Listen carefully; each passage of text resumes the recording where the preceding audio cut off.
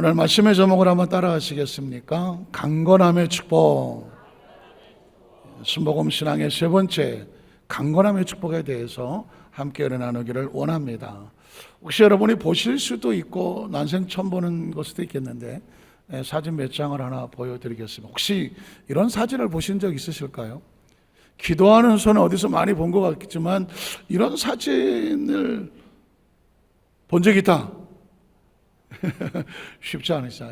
이 사진은 어디에 있는 거냐면 미국의 오클라호마주에 있는 털사라는 곳에 있는 오랄 로버츠 대학에 있는 상징적인 조형물입니다.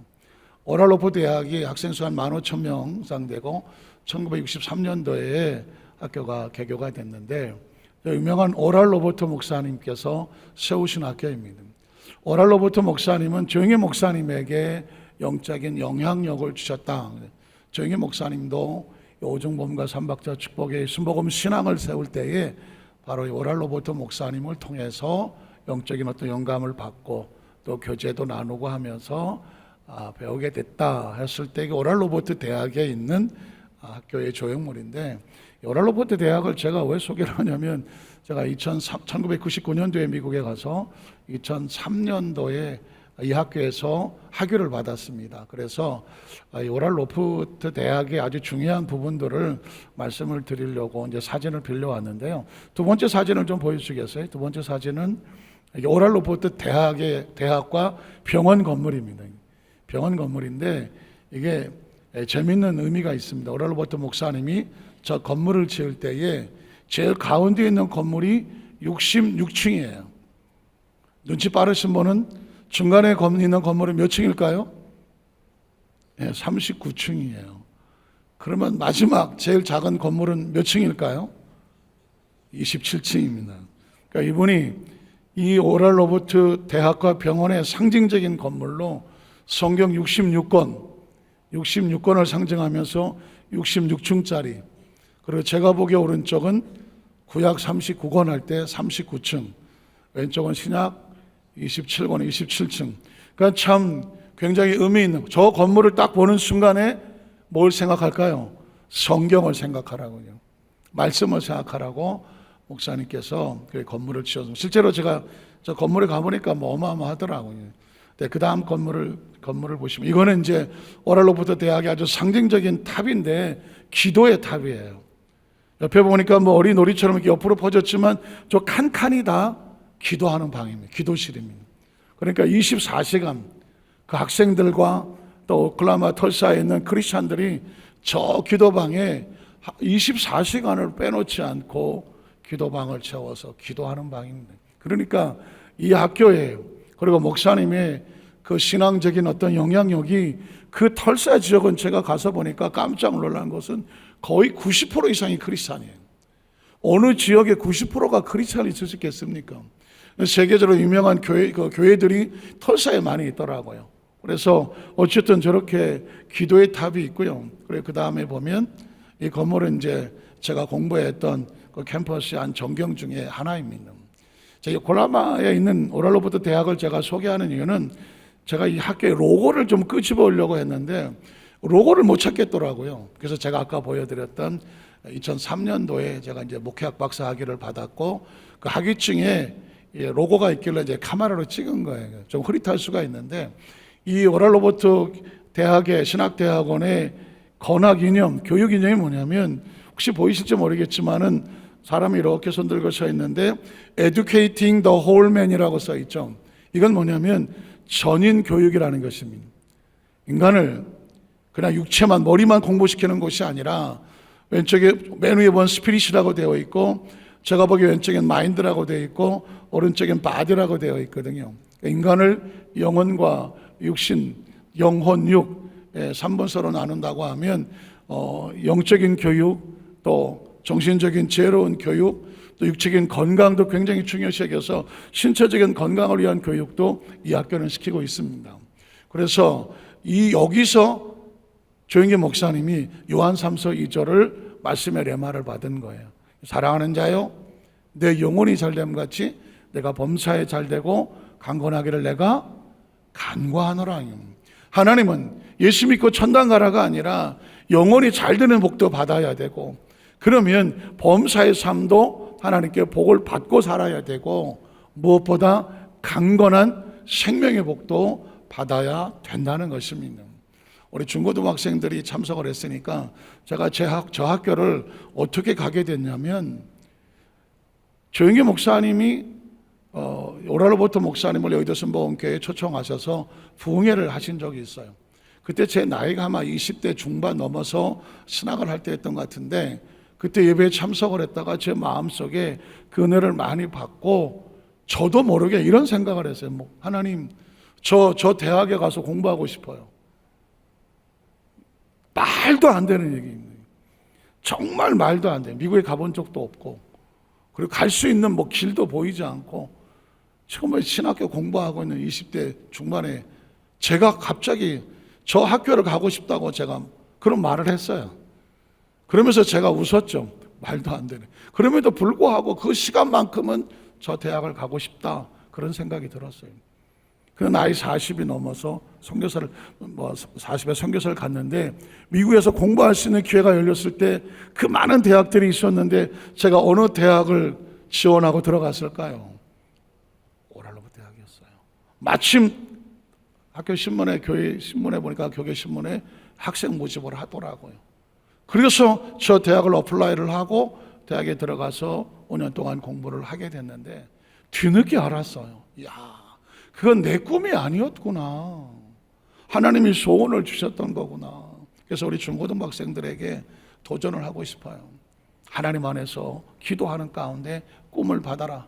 이번에 수련회 갈 때 제가 로비에서 그런 말을 했거든요. 수련회 하는 동안에 기도하고 말씀 듣고 예배하는 동안에 꿈을 받아라.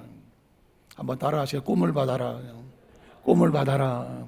이건 중고등학생뿐만 아니라 우리 성가대, 우리 모든 여의도 수반사교회 모든 성도들이 오늘 하나님 말씀을 듣는 가운데 주시는 소원이 생기거든.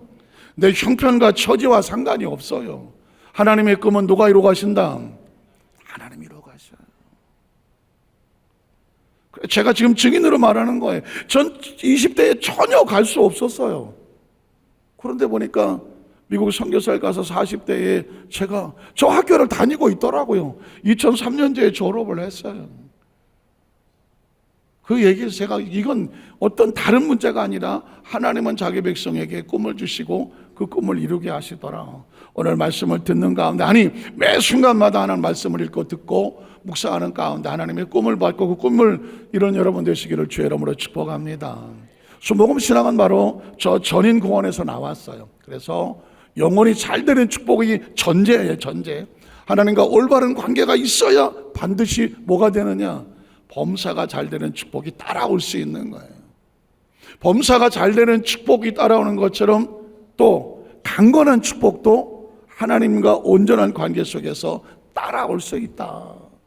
오늘 그러면서 첫 번째로 질병과 고통의 원인이 뭘까 하는 것이죠. 왜냐하면 강건한 복을 받으려면 강건한 복을 방해하는 질병과 고통이 도대체 어떻게 오는 것이냐. 우리 첫 번째로 보면, 작은 첫 번째로 보면 죄로 인하여, 죄는 하나님 말씀에서 어긋나는 걸 얘기하는 건데, 죄를 절대로 무시하면 안 돼요. 죄는 반드시 뭘 가지고 오느냐? 질병을 가지고 와요. 내가 살다 보면 죄를 지을 수도 있고, 꼭 말씀대로 살아야 돼. 못 살 수도 있지. 그럴 수 있는 생각의 여지를 차단하라고 하는 거예요. 죄는 반드시 뭘 가지고 오느냐? 질병을 가지고 와요. 성경은 그렇게 말하고 있습니다. 마가복음 2장 1절로 12절에 보면, 수일 후에 예수께서 다시 가버나움에 들어가시니 집에 계시다는 소문이 들린지라. 많은 사람이 모여서 문 앞까지도 들어설 자리가 없게 되었는데 예수께서 그들에게 뭘 말씀하시더라? 도를 말씀하시더라. 제가 이 부분을 못 넘어가요. 왜냐하면 제가 그 전에 그런 말을 드렸습니다. 기독교가 아니라 기독교를 넘어서 기독도가 돼야 된다. 왜냐하면 교라고 하는 건 가르치는 거예요. 그리고 도라고 하는 것은 배웠으면 따르고 지켜나가는 거예요. 그러면 교는 뭐예요? 우리 친구 학생들이 학교를 다니잖아요. 학교 선생님은 지식을 가르쳐요. 지식을 가르친 다음에 그대로 배운 대로 행하는지 선생님들은 체크하지 않아요. 그 열심히 공부하고 해서 점수 받으면 잘 받으면 잘했다, 못 받으면 더 해라, 뭐 이 정도가 끝나요. 학교는 그래요. 그런데 도는 달라요. 도라고 하는 것은 한문으로 길 도차를 쓰지만 그 도라는 것은 내가 배웠으면 마음에 새기고 어떻게 한다? 그대로 따라간다. 그대로 따라간다. 오늘날 기독교인은 많아요. 교회 다니면서 뭐 말씀도 듣고 성경도 읽고 알아. 그러나 그대로 사느냐? 이건 다른 문제예요. 그래서 기독교인은 원래 크리스찬이라고 부르죠. 크리스찬은 그리스도를 닮아가는 사람이에요. 그리스도를 아는 사람 아니에요. 그리스도를 배운 사람 아니에요. 그리스도가 말하는 거 외운 사람 아니에요. 그리스도를 뭐 하는 사람? 닮아가야 돼요. Are you Christian? Real Christian? 미국 사람은 그런 얘기예요. Real Christian? 당신 진짜 크리스찬입니까? 아니면 썬데이 크리스찬? 주일날 교회 한번 왔다가는 그냥 그런 크리스찬입니까? 물론 뭐 주일날 하루 나올 수밖에 없는 상황이라고 해서 그게 절대 나쁘다는 얘기는 아니에요. 그러나 정말 그리스도를 닮아갑니까? 라는 질문을 합니다. 질문합니다. 왜? 태어나서 3번 교회 가도 자기가 크리스찬이라고 해요. 처음 태어나서 교회 가서 세례받고 또 결혼할 때 교회에서 하고 이 세상 떠날 때 장례식을 교회에서 했다고 나 크리스찬이에요. 이거 크리스찬일까요? 그래서 예수님은 교를 가르치지 않았어요. 마가복음이라고 하는 것은 사복음서 중에서 제일 먼저 쓰여진 거예요. 거기에 예수님은 교를 말하지 아니하고 뭐를 말했다고 그래요? 도를 말씀했다고 말합니다. 그러니까 하나님 말씀은 머리로 배우는 것이 아니라 어떻게 하는 거다? 배우고 가슴에 품고 지켜서 행하고 따라갈 때 그 사람을 뭐라고 말하냐면 진짜 크리스찬이라고 말하는 겁니다. 자, 오늘 그 다음 절을 보니까 사람들이 한 중풍병자를 4사람에게 메워가지고 예수께로 올 때에 무리들 때문에 예수께 데려갈 수 없으므로 그 계신 곳에 지붕을 뜯어서 유대의 지붕의 그 옥상의 구조는 마치 옛날 우리나라 양옥집 옥상처럼 평평하게 되어 있어요. 저녁에 날씨가 서운해지면 옥상에 올라가 있기도 하는 그런 구조예요. 그러다가 보니까 어떻게 했다고요? 사람이 많아 집으로 들어갈 수 없으니까 옥상을 흙으로 데워지고 못했으니까 뜯어서 어떻게 침상을 내렸다고 말하는 구멍을 내고 그 다음 저희 중풍병 누운 상을 달아내리니 예수께서 그들의 믿음을 보시고 중풍병자에게 이르시되 소자야 작은 자야 무엇을 받았느니라 내 죄사함을 받았느니라. 아니 중풍병자가 눈앞에 왔는데 왜 예수님은 야 병이 어쩌다 이런 얘기를 안 합니까? 소자야 안심해라 내가 죄사함을 받았다. 이 이야기는 뭐냐면 이 중풍병의 원인이 뭘까요? 죄였어요. 무슨 죄라고 말하진 않았지만 예수님은 알고 계시는 죄가 원인이었어요. 제가 아까 말씀드렸습니다. 죄는 반드시 병을 달고 들어와요. 잘못된 길을 갔기 때문에 건강에 어긋나는 잘못된 병이 묻어온다는 거예요. 그래서 예수님께서 그 병자를 향하여 병이 나을지어다 하지 않아요. 죄로 인한 질병은 죄사함을 받을지어다. 죄가 해결돼야 병이 나아요. 믿으십니까? 그런데 여기서 아주 조심해야 될 건 있어요. 그렇다고 해서 모든 병이 다 죄로 들어온 건 아니에요. 예전에 제가 아주 전도사 때인가 교구장 할 때 어떤 성도님이 와서 저한테 와서 상담을 하면서 울었던 적이 있어요. 목사님 제가 병원에 그냥 몸이 좀 아파서 입원을 했대. 그랬더니 그냥 열심히 있는 구역 식구들이 막 달려갔어. 달려가갖고는 병문안을 갔는데 병문안을 가서 보니까 병문안만 가서 한 게 아니라 우리 예배드립시다. 옛날에 예배드렸어요. 예배드리자 그래갖고 막 거기서 보혈 찬송을 막 그냥 막 한 3곡 불렀어. 간호사들이 난리가 났어. 여기 뭔 일이나. 그런데 그중에 열심히 있는 어떤 분이 이제 기도를 하는 거예요. 그 병상에 누워있는 그 성도를 놓고 예수 이름으로 이 회개할지어다 막 이랬어. 이 죄를 용서해 주시고 막 그냥 회개하라고 할 때 막 입에서 침이 차자자 튀어나와 막. 그렇지 않아 여기도 아프고 저기도 아파서 누워있는데 막 병문안 왔다고 하면서 예배 드려준다고 하고 막 막수치고 막 얼굴에다가 막 나오기도 하고. 그래갖고는 이분이 몸이 더 아파서 나왔어요.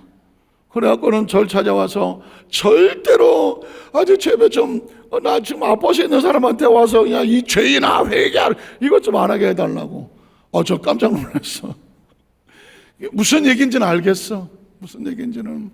죄로 인하여서 질병이 들어올 수 있다는 건 알아. 그렇다고 모든 질병이 죄로 인해 들어온 건 아니에요. 이해가 가시겠어요? 그래서 병문안을 갔을 때 혹시라서 병자를 위해서 기도할 때 환자를 위해서 기도할 때 절대로 우리 목사님이 이 죄는 병을 들고 온다는데 이 병에 걸린 거 보니까 죄인인가 보다 회개하라 이런 얘기 하시면 안 돼요. 왜냐하면 그 질병의 원인은 다양하게 다가오는데 그 중에 또 하나는 뭐냐면 마귀 역사예요. 마귀의 역사가 있는데 사탄의 역사가 나타나면 질병이 다가와요. 자, 누가복음 13장을 보겠습니다. 13장에 보면 예수께서 안식일에 한 회당에서 가르치실 때에 18해 동안 뭐가 들렸어요? 귀신이 들렸어. 여러분 혹시 귀신이 들렸다는 이게 귀신 들린 사람이 얼마나 오랫동안 귀신에 잡혀 있는지 본인도 몰라요. 제가 의정부 김포 성전에 있을 때 구역 예배 도중에 한 사람이 나가 떨어져 갖고 목사님 빨리 좀 와주세요. 이 성도 하나가 이상해요. 그래갖고 제가 그냥 놀래 쫓아갔어요. 구역 예배 막 찬송하고 막 드리는데 갑자기 교회 온 지 얼마 안 되는 성도가 거품 물고 뒤로 물러간 거야. 이게 뭔가. 딱 보니까 이 사람이 귀신의 역사예요. 그래서 머리에 손을 얹고 축사를 하는 거예요. 그래 물었어요. 너는 언제 이 속에 들어왔냐 그랬더니 초등학교 6학년 때 들어왔대. 옛날에 국민학교 6학년 때 들어왔는데 지금 나이가 40이 넘었는데 그동안 그 안에 귀신이 들려 있었다는 거예요. 그리고 뭐 18년, 19년, 20년 이 귀신이 나가지 않으면 이 사람의 귀신에 들린지를 몰라. 어떻게 들어왔냐 그랬더니 친구들하고 마켓에 가서 가게에서 물건 훔쳐 들어올 때 죄잖아요. 물건 훔쳐 들어올 때 그 죄를 따라서 귀신이 따라 들어왔고 귀신이 따라 들어와서 이 사람을 지난 수십 년을 귀신에 들렸는데 그것도 몰라. 그런데 어떻게 왔느냐? 김포의 홈플러스라는 곳에서 이제 이 사람이 아르바이트처럼 캐시어를 한 거예요. 돈 주고받고 캐시어를. 그랬는데 이 사람이 자기도 모르게 자꾸 돈을 훔쳐. 그러다 보니까 자꾸 쫓겨나고 다른 데 또 쫓겨나고 자기가 왜 그러는지 모르겠대. 이상하게 이 돈만 보면 훔쳐리 자꾸. 그러다가 걸려. 나중에 예배 때 딱 보니까 귀신 들렸어. 같이 기도하고 막. 그때 제가 깨달은 게 있었죠. 이야, 이 사람이 도대체 한 30여 년 이상을 귀신에 들렸는데 들린지도 모르고 살아. 어느 성경에도 보니까 20년 가까이 귀신이 들려서 귀신이 들리면 뭐가 있어요? 알았다는 게 뭐예요? 질병이죠. 병이 다가왔고 허리가 꼬부라졌어. 조금도 펴지 못하는 한 여자가 있다고 하는 거예요. 왜 이런 얘기가 벌어질까요? 질병의 원인이 뭐라고요? 죄로 인해서 다가올 수도 있고 귀신이 들려오면 옛날에 자기도 모르게 저지른 질병의 죄로 인해서 귀신이 따라 들어오면 그 귀신이 뭘 가지고 들어오냐면 질병을 가지고 들어와요. 또 마태복음 17장에 보면 없다 그랬지. 자, 세 번째 질병의 원인이 뭐냐면 하나님의 영광을 위해서 드리죠. 제가 아까 조심스럽게 얘기했어요. 어떤 사람이 병원에 입원했거나 몸이 아프다고 할 때 절대 그 사람을 죄로 들어왔다고 판단하지 마라. 죄일 수는 있으나 판단하지는 마라. 귀신일 수는 있으나 판단하지는 마라. 왜? 어떤 사람의 질병은 하나님의 영광을 위해서 하나님께서 사용하시는 질병일 수도 있어요. 성경이 그렇게 기록합니다. 요한복음 9장 1절로 3절에 보면 예수께서 길을 가실 때에 날 때부터 맹인된 사람을 보셨다. 얼마나 처참하겠어요. 아이를 낳았는데 이 아이가 날 때부터 눈이 보이지 않아요. 그러면 사람들이 뭐라고 평가를 할까요? 야, 이 부모가 무슨 죄를 저질러서 애가 눈이 안 보이나? 아니면 이 아이는 도대체 뭘 태어나면서부터 무슨 죄를 안고 태어났기 때문에 눈이 안 보이나? 이럴 수 있잖아요. 섣불리 그렇게 하지 말라는 거예요. 왜냐하면 성경에 보니까 그렇게 말합니다. 그 다음 절에 보면 제자들이 물어서 이르되 뭐라고 말합니까? 라비요, 가르치는 선생이라고 아직 알고 있는 거죠. 이 사람이 맹인으로 난 것이 누구의 죄 때문입니까? 왜냐하면 사람들은 아주 옛날 고대로부터, 오늘날도 마찬가지지만 어떤 사람이 질병을 잃을 때 딱 생각하기를 죄를 졌나? 뭐 귀신 들렸나? 이렇게 생각할 수 있다는 것이죠. 물론 죄로 인해서 질병이 다가온다고 말했고 귀신 들린 사람에 서 병이 다가온다고 말했지만 오늘 예수님은 성경 속에 천연 각도를 말합니다. 누구의 죄입니까? 라고 물었습니다. 자기의 죄입니까? 그의 부모님입니까? 그때 3절에 보면 예수께 대답하시되 이 사람이나 그 부모의 죄로 인한 것이 아니다. 한번 따라 하시까? 이 사람이나 그 부모의 죄로 인한 것이 아니다. 그러니까 함부로 판단하거나 절대로 섣불리 예단하지 마라.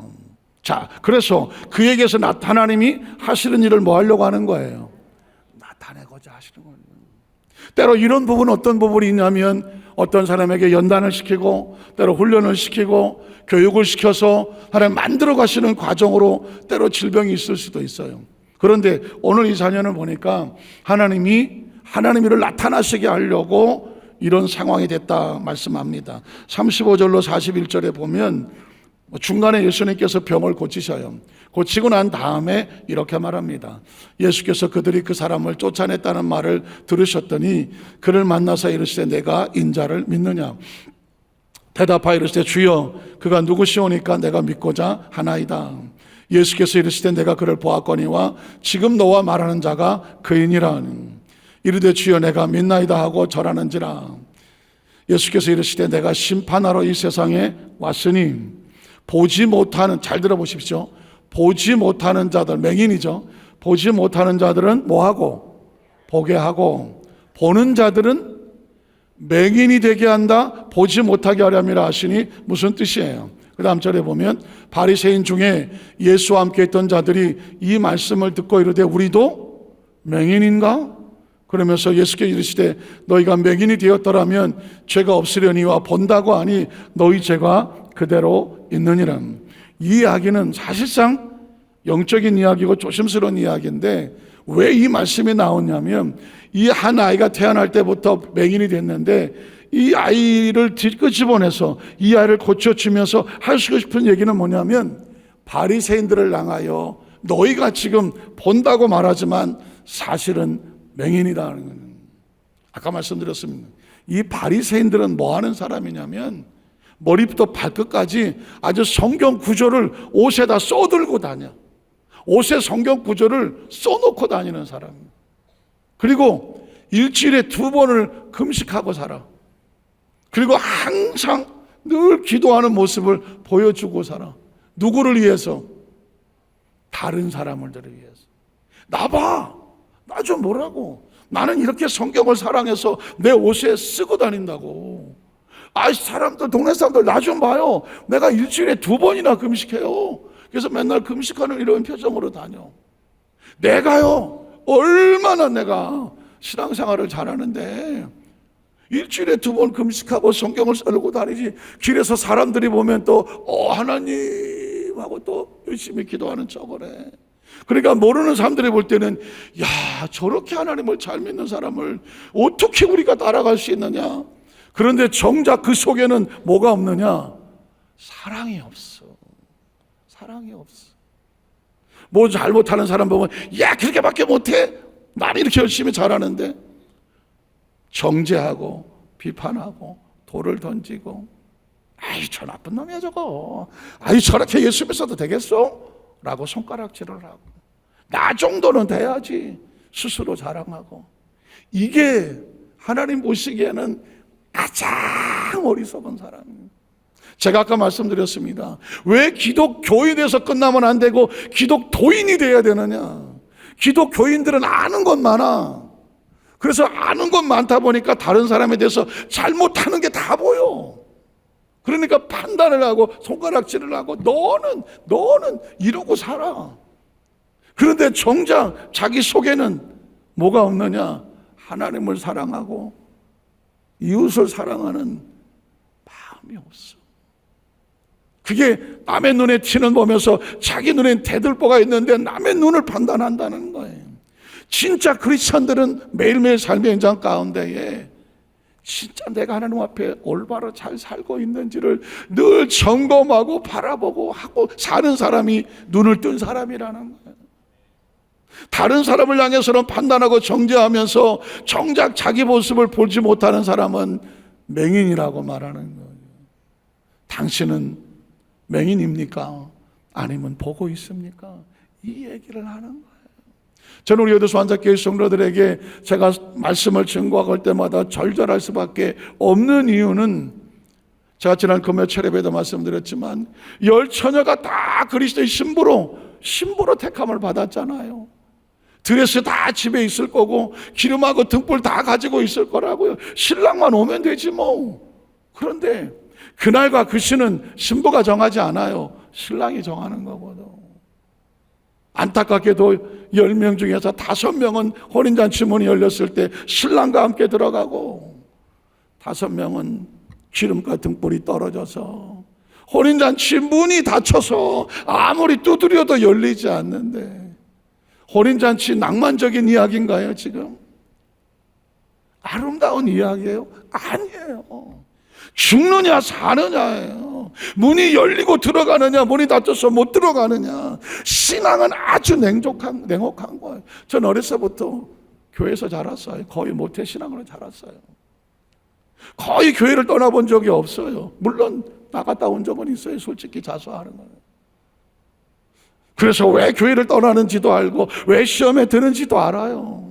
그리고 나가서 하나님을 떠났을 때 교회를 나오지 않을 때 얼마나 처참한 심정으로 살아가는지도 알고, 아무리 자기 합리화를 시켜도 하나님과 온전한 관계가 이루지 아니하면 매일매일 그 심령이 지옥같이 살아간지를 알아요. 그래서 저는 마음이 절박한 거예요. 우리 여도수 한자교회 성도 단 한 사람도 어떤 이유와 핑계와 사정과 다 필요 없이 혼인잔치 문이 열렸을 때 반드시 들어가야 돼. 반드시 들어가야 돼. 이 땅에 태어나서 60살이 80, 90, 100살 살았어. 잘 먹고 잘 사는들 뭐 하겠어? 뭐 하겠냐고요. 육신은 육으로 남는 거라고. 이 영혼은 어디로 가느냐고요. 저 불교에서 말은 오갈 데가 없어 구천을 떠돌아야 되겠느냐고요. 아니잖아요. 주인의 달란트를 봤을 때도 주인의 즐거움에 참여하는, 제가 이 고백을 드린 이유는 뭐예요? 우리 성도는 반드시 그 복을 받아야 돼요. 오늘 그래서 우리의 삶의 현장 가운데에 이런 질병이 여러 가지 이유로, 또 하나의 이유는 우리가 관리를 잘 못하면 병이 다가올 수 있습니다. 무리하면 육체의 질병이 다가오고, 마음의 상처와 아픔을 가슴에 꼭 끌어내시면, 기억하시죠? 미움이라고 하는 건, 나 저 사람이 미워서 내가 절대 이 원한을 풀지 않겠다고 했는데 그 사람이 안 죽고 누가 죽어? 미움을 품은 사람이 죽어요. 분노를 품은 사람이 죽어요. 미국의 존스 홉킨스 대학이라는 곳에서 중풍병을 가진 사람들을 통계를 내본 적이 있어요.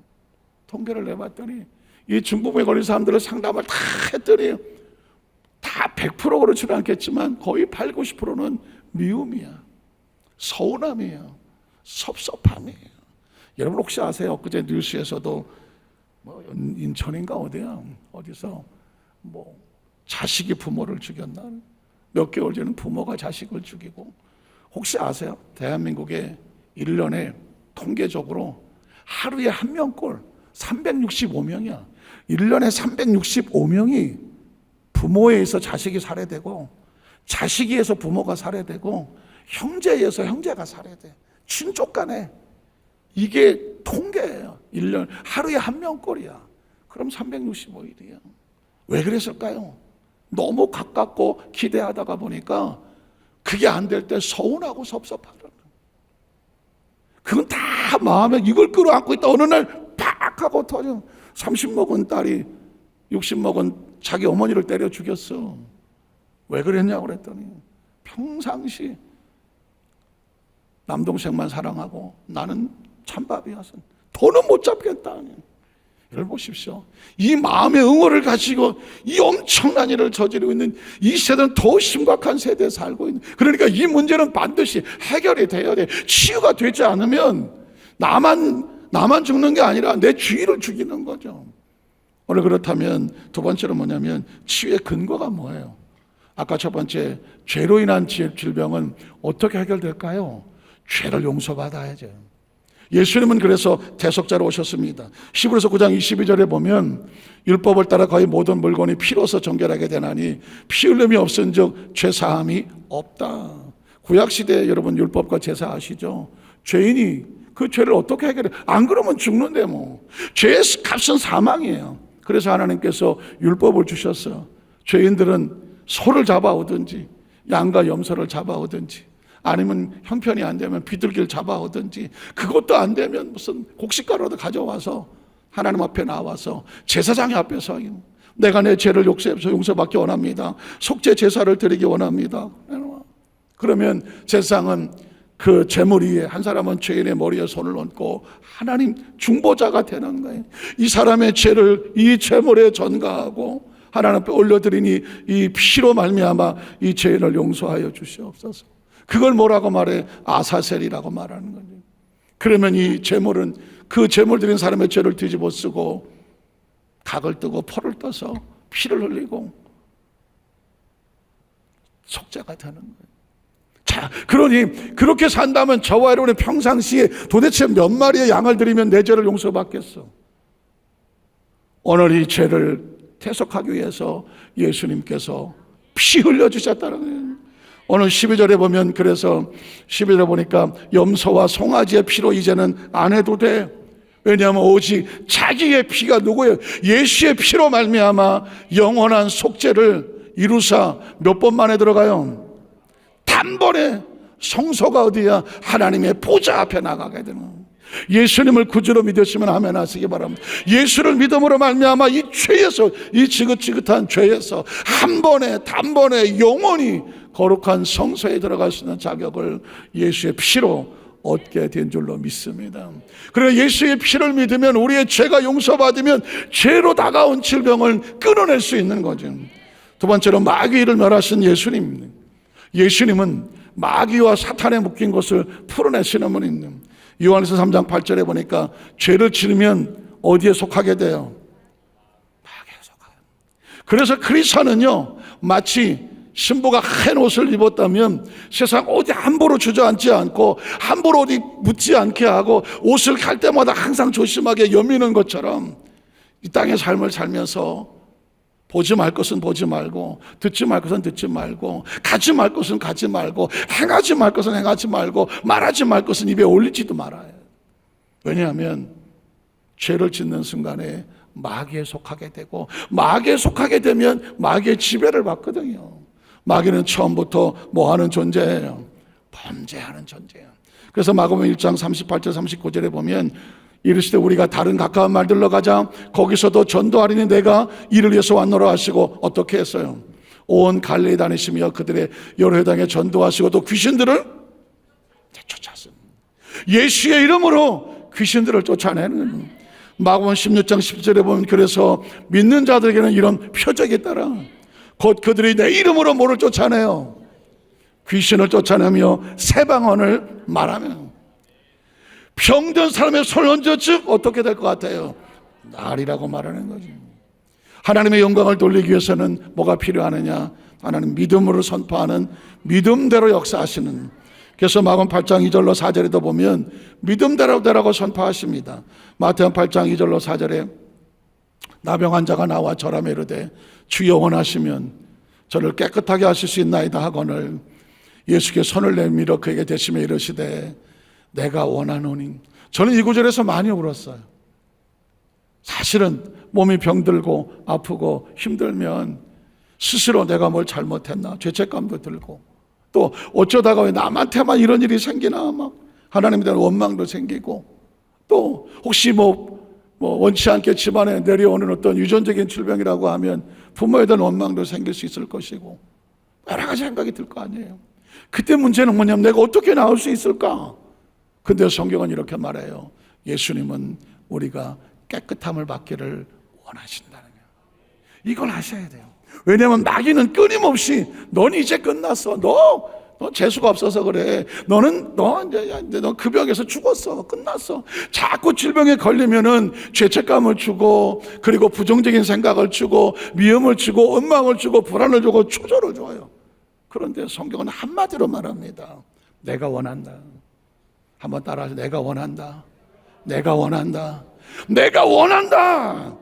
오늘 시간 여러분의 마음속에, 생각 속에 하나님이 주시는 이 말씀으로 말미암아 이 모든 질병에 대한 부정적인 사고를 깨끗이 털어보시기를 주님의 이름으로 축복합니다. 주님은 이 시간에도 원해요.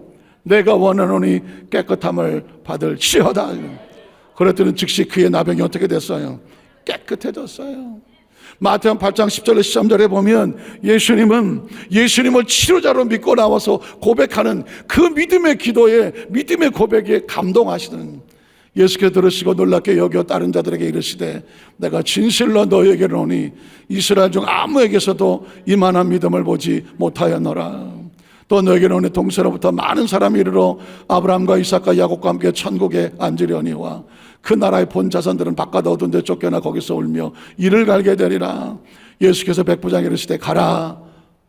뭐한 대로. 믿음은 어디서 나와요? 들어야지. 믿음은 들으면서 나오죠.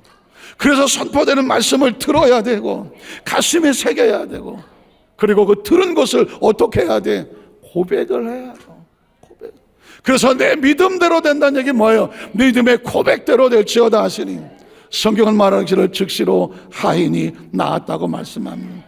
마지막 세 번째로, 그러면 우리의 건강은 어떻게 지키느냐? 첫 번째는 뭐냐면 믿음의 기도예요. 제가 아까 말씀드렸잖아요. 믿음의 기도. 사실은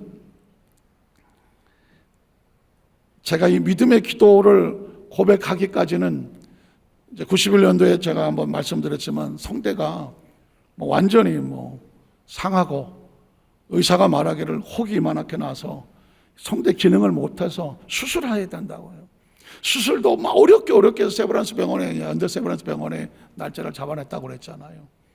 여러분, 목이 쉬어서 이건 아무것도 아니에요. 말을 해야 되는데 실어증이에요. 실어증. 정신적으로 실어증이 다가올 수도 있겠지만 이 성대가 작동을 안 하니까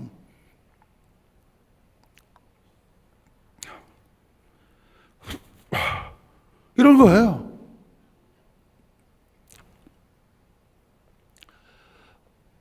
이 지금 생각은 말해야 되고, 지금 내가 의도는, 머리는 막 돌아가는데 얘가 작동을 안 해요. 입은 바짝바짝 말하죠. 그때 경험이 얼마나 두려웠겠어요. 얼마나 무서웠겠어요. 나 이제 말 못하나? 이제는 성대가 이제는 더 이상 작동을 안 하나? 아침에 눈을 떠 저녁에 일 때까지 말이 안 나오는. 그게 한 며칠 가보세요. 이제는 모든 성대 기능이 끝났나 보다. 그때 매달릴 수 있는 것은 의사밖에 없잖아요. 그래서 어떻게 해서 연대 세브란스 병원에 가서 날짜 다 잡아놓고, 성대를 수술하면 한 달 동안 말을 못한다 그래서 교회 사역에 한 달 동안 병가 휴가 다 해놓고, 이제 내일이면 병원에 가서 수술해야 되는데 짝짝하더라고. 이 30대 초반에 91년도인데 앞으로 사역을 해야 되는데, 아니 목사가 말을 못해. 끝난 거 아니에요? 근데 그때 얼마나 울었는지 몰라요. 근데 저에게 주셨던 하나님의 말씀이 뭐냐면, 야, 네가 의사를 통해서 고침을 받으면 너 그 의사 평생 자랑할 거 아니야. 하나님의 종이 하나님이 고쳐주셔야 강단에서 하나님 말씀, 하나님을 증거할 거 아니야. 왜 내 그 생각을 못했을까? 왜 그 생각을 못했을까? 2시간을 펑 울었어. 근데 그 기도하는 시간에 제가 얼마나 싸웠겠어요. 연대 세브란스 병원 내일 가야 돼. 어떻게 정말 자리 잡고 그 박사님이 미국 가는 거 스케줄 제껴놓고 나를 위해서 한 건데 가야지. 사람이 양심 있으면 한쪽에선 가야 돼요. 한쪽에서는 아니야. 지금 성령 내게 주시는 말씀이 맞아. 나 가야, 나는 믿음으로 나야 돼. 이야, 맞고 싸우고 2시간 만에 항복을 하고 눈을 뜨고 나니까 하나님 고쳐주십시오. 그 결단하기까지가 절대 쉽지 않았어요. 그러나 그럼에도 불구하고 그 믿음의 결단이 옳았어. 병원에 가지 않게 하고 일주일 동안 또 몸부림치는 과정이 필요한데 그 일주일이 지난 다음에 전혀 약 하나 없고 아무 좋지 않았지만 하나님은 다음날 일어나서 아주 자유롭게 소리할 수 있도록 하나님의 성대를 고쳐주셨어. 우리 하나님께 감사의 박수 한번 할게요. 지금도 이 성대를 사용할 때마다 내가 어떻게 내가 이 성대를 사용할지 모르겠어. 나는 은혜예요, 은혜. 진짜 은혜라고. 저 요즘 신기한 일 많이 벌어져요. 산보 성도님들한테만 얘기하지만 너무 신기한 일이 많이 벌어지는데 누가 나한테 가발 썼냐고 물어보고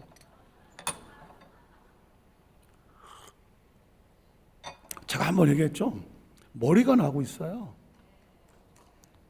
그 박수 치는 건 아니, 그 박수 안 했지. 제가 10년 전에 제가 처음에 와서 설교했을 때 보니까 지금보다 많았어. 5년 전에 거 들어봤더니 지금보다 적었어. 5년 사이에 머리가 많이 빠졌더라고. 그래서 예전에는 머리를 세우려고 스프레이를 많이 썼어. 요즘은 머리가 서서 죽이려고 스프레이를 쓰고 있어. 내가 요즘 그냥 예전에는 샴푸를 몇 개 칠할 것도 없었어. 요즘은 샴푸질을 2번씩 해야 머리가 감겨. 그래서 제가 지금 실험을 하고 있어요. 이걸 어떻게 해서 머리가 났을까? 뭘 먹어서 났을까? 뭘 뿌려서 났을까? 두드려서 났을까? 내가 지금 뭘 먹고 있을까? 몇 가지를 해갖고 정확한 데이터가 나오면 여러분에게 지금 저한테 어떤 목사님들이 그거 어떻게 머리 났냐고 제발 가르쳐달라고 어저께도 전화 왔어. 기다려라. 내가 정확한 데이터를 말하기 전까지는 안 하겠다. 몸무게도 5kg가 빠졌어요. 지금 바지를 자꾸 축혀 올려야 돼요. 허리가 한 3인치인가 빠졌어. 막 이래갖고 정신 못 차려요 요즘. 내가 아니야. 제가 왜 이런 조크를 하는지 아시겠습니까? 사랑하는 성도 여러분, 하나님의 역사하신 그냥 은혜더라고. 은혜야. 그러니까 자, 믿음의 기도는 어떤 믿음인가 보세요. 야고보서 5장 15절 16절에 보면 믿음의 기도는 병든 자를 어떻게 한다고요? 구원하리니 주께서 그를 어떻게 하신다고요? 일으키신다고요. 또 혹시 죄를 범하였을지라도 회개하고 돌아오면 용서하심을 받게 하신다고요. 그럼 너희는 어떻게 죄를 서로 갚으며 병 낫기를 매일 뭐 해야 돼? 기도해야 돼요. 질병이 이렇게 저렇게 해석하지 말고 병 낫기를 믿음으로 기도해야 돼요. 의인의 간구는 역사하는 힘이 크다고 말해. 또 거룩한 삶이 필요해요. 왜냐하면 제가 아까 말씀드렸습니다. 영혼이 잘 돼야 범사의 축복이 따라오고 그리고 강건한 삶도 그래야 따라오는 거예요.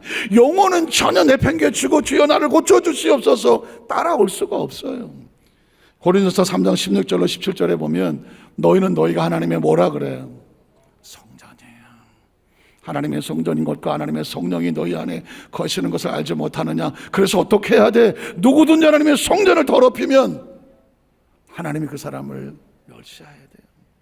저는 예수를 믿고 구원받아서 은혜로 구원받는 건 당연하지만 성경은 끊임없이 이 땅의 삶을 사는 동안에 너 신부잖아. 그리스도의 신부잖아. 그러니까 어떻게 해야 돼? 거룩함을 놓치지 말아야 돼. 의롭게 살아야 천국 간다는 얘기가 아니라 예수를 정말 믿었다면 의로움을 놓치지 말아라라는 거예요. 봉사와 헌신의 삶이 우리를 치료합니다. 로마서 6장 12절로 13절에 보면 그러므로 너희는 죄가 너희 죽을 몸을 지배하지 못하게 하여, 몸은 죄가 지배하든지 성령이 지배하든지 둘 중에 하나야. 그러니까 죄가 지배하지 못하게 하고 몸의 사욕에 순종하지 말고, 몸은요 천국에 관심 없어요. 그냥 잘 먹고 잘 살고 배부르고 등 따시면 최고야. 도덕과 윤리 없어요. 몸은 교육받지 않은 사람은 도덕과 윤리를 모릅니다. 왜 그럴까요? 몸은 도덕과 윤리를 몰라요. 무조건 나 혼자 잘 먹고 잘 살면 끝이야. 그래서 도덕과 윤리를 배우는 거예요. 교육을 통해서 몸의 양심을 지키라고 말하는. 그러나 이거 가지고 안 돼. 죄는 영적인 문제거든요. 그 다음 절을 보면 그래서 너희 지체를 불의의 무게로 죄에게 내주지. 절대 죄하고 타협하면 안 돼. 오직 너희 자신을 어떻게 죽은 자 가운데 다시 살아난 것처럼, 기사회상한 것처럼 어떻게 해야 돼? 하나님께 절해야 돼. 기회는 단 한 번밖에 없는 것처럼 하나님께 드리고, 너희 지체를 의의 무기로 하나님께 드려야 돼요. 다시 말해서 우리 몸을 하나님께 온전히 쓰고자 해야 하나님이 강건한 축복을 주시는 겁니다. 간절히 바라기는 우리 순복음의 성도들, 하나님의 축복받은 성도들은 영혼이 잘 돼야 되고, 범사가 형통해야 되고, 강건한 축복을 놓치지 말고 그 축복의 주인공이 되시기를 주의 이름으로 축원합니다. 기도하겠습니다.